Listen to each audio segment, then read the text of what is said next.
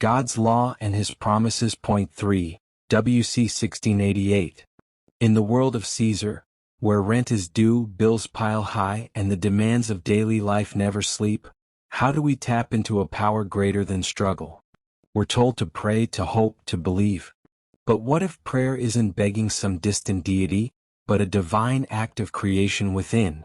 What if God's law is not a rule book, but a blueprint for manifestation, and His promises are not future fantasies, but realities waiting to be awakened through imagination, faith, and inner conviction? In this world of limitations, the eternal truth remains. God's law works through you, and His promises respond to what you dare to assume is true. In the realm we live in, often referred to as the world of Caesar, it becomes necessary to meet the everyday obligations and responsibilities demanded of us. These obligations come in various forms. Taxes must be paid, clothes must be bought, rent and bills must be settled, transportation requires funding, and daily sustenance must be accounted for. All of these responsibilities require what we can call Caesar's coin, money. Though I have never harbored a burning desire to become extravagantly wealthy or to hold the title of a millionaire, I do value the security and freedom that a consistent, steady flow of income provides. I seek not riches for their own sake, but rather the comfort and peace of mind that come with being able to meet life's obligations without the anxious cloud of lack or financial stress looming over me. To meet these needs, I employ what I understand to be the law, a spiritual principle that governs creation. This law, which I believe lies within each of us, is the imagination. Through conscious use of this law, I manifest what is needed without fear or desperation. It's not about greed, it's about harmony, about aligning my needs with the creative power that resides within. I do not pray in the traditional sense. I do not fall to my knees, repeat memorized words, or beg an external deity to intervene in my affairs. My practice of prayer is inward, deliberate, and deeply imaginative. I sit comfortably, often in a favorite chair or reclined in bed, and I visualize. I bring to my mind's eye the image of someone I care about, someone who has asked for my help or even myself, and I begin to see the desired outcome is already real. This process is more than visualization. It is subjective appropriation, a way of inwardly claiming the reality of what is hoped for in the external world. I imagine the person I care for not as they are in the moment, but as they would like to be. I picture their joy, their freedom, their healed state, or their abundance. I feel it so vividly that it becomes real to me. There is a moment in this process when something within stirs, a feeling of release, of energetic completion. This moment, to me, is the creative act. Once it is reached, I let it go. I do not repeat it. I do not dwell on it. I do not seek signs. I trust the seed I've planted will grow in its own time and manner. This is what I call prayer. Some time ago, a woman reached out to me through a letter. She asked me if I would exercise my imagination lovingly on her behalf. She explained her situation and made her request clear. I read her words, and without hesitation I sat in my chair, closed my eyes, and saw her as she wished to be. It took only about 10 seconds. 10 seconds to experience the result in my imagination, to feel it, and to let it go. Weeks later, I received a letter from her again, this time full of gratitude. She thanked me, not by listing each thing that had changed, but by expressing the deep satisfaction that things were as she had hoped they would be. The inner work had borne fruit.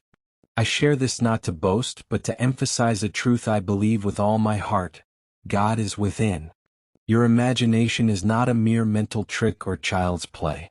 It is divine. In John 14, Christ says, "Believe in God, believe also in me." And later, "He who sees me sees the Father." The one sent and the sender are one and the same. So when I say, "I and my Father are one," I affirm that the creative source of all things lives within me, not as something separate or higher up in the heavens, but in the center of my being. In this world of appearances, it may seem that the source is above, greater, distant. But this is only illusion. In truth, the Father and the Son are one. The Son is simply the extension of the Father, moving through the world of Caesar to fulfill the divine mission. And so I speak not just to tell you about my experiences, but to awaken you to who you truly are. Do not let your background, your education, or your financial state define the limits of your possibilities. These are only barriers if you accept them as such. Refuse to let them anchor you. Apply the internal principle of imagination. You can begin right where you are. You are not broken. You are not disqualified. The only limits are the ones you've allowed. You are planting seeds with every thought, every feeling. Whether those seeds bear fruit that nourishes or poisons is up to you. So choose wisely. Stop spending your thoughts, your time, your money without awareness. Instead, begin to invest them. When you spend, you expect no return. But when you invest, you look forward to growth. Invest your thoughts in love, joy, abundance, peace. Invest your imagination in what uplifts, not just yourself but others too. And never envy. Envy is ignorance of your own divine identity. Why envy anyone when you realize who you are? If someone possesses millions or billions, let them. It need not disturb your inner peace. I recently heard of a man whose personal fortune exceeded $5 billion. He was a young man, only 47, from a powerful banking dynasty. Despite his wealth, he took his own life. What? The reasons weren't disclosed, but the message is clear. Money is not the answer. If you need money, by all means manifest it. Use the law. But do not fall in love with money. Let it come to you naturally, without force. See yourself already in possession of what you need, and it shall arrive, without needing to know how or through whom it will come. Dwell in the end. Be still in the assumption that your desire is already fulfilled. The revelation of Christ is the unveiling of this creative power within you. Christ is not just a figure from ancient history, but the living imagination, the Lord's anointed within every person. This inner Christ is what Browning referred to in his poem inspired by the story of David. David, the eternal youth, stands as a symbol of the true Son of God, the one who recognizes the Father within you. He says, "A face like my face shall receive thee, a man like to me thou shalt love and be loved by forever." Who is he speaking to? He is addressing the sleeping soul, you, who has forgotten its divinity. The form of your forgetfulness is spiritual amnesia. You have forgotten you are God. And in this forgetfulness you suffer. But David remembers. When you behold him, you know. When the Son reveals the Father, you awaken. And in that moment, you are embraced by the Ancient of Days, the Eternal One beyond time, without age. You become one spirit, one body with him.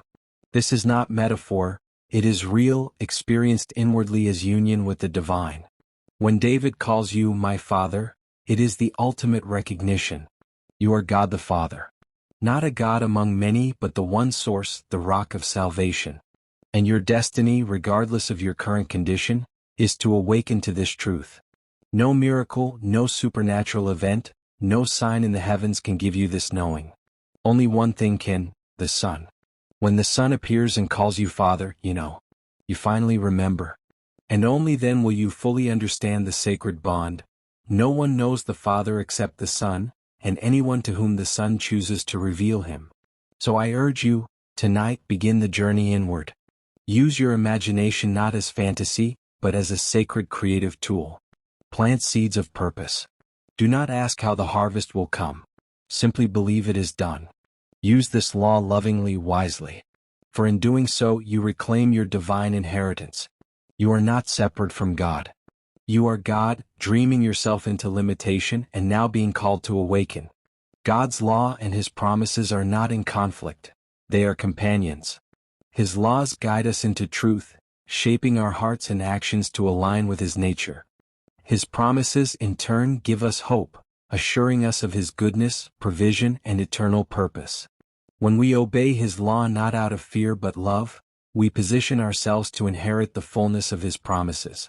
In a time when many seek shortcuts to blessing, the true path remains timeless. Walk in his ways and you will see his faithfulness unfold in your life.